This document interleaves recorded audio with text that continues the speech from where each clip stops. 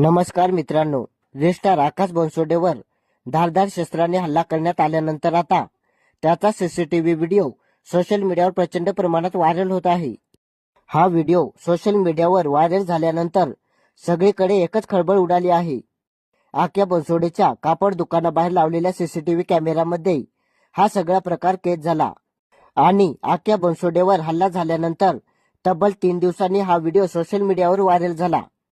त्यामुळेच आता सगळीकडे या व्हिडिओची चर्चा होत आहे।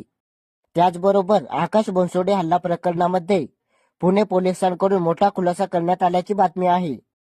पोलिसांनी जे 3 आरोपी अटक केले होते त्यांच्याकडून चौकशी केली जात आहे।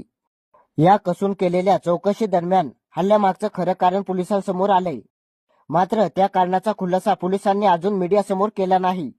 जर या कारणाचा खुलासा करण्यात आला तर पुणे शहरामध्ये तणावाचे वातावरण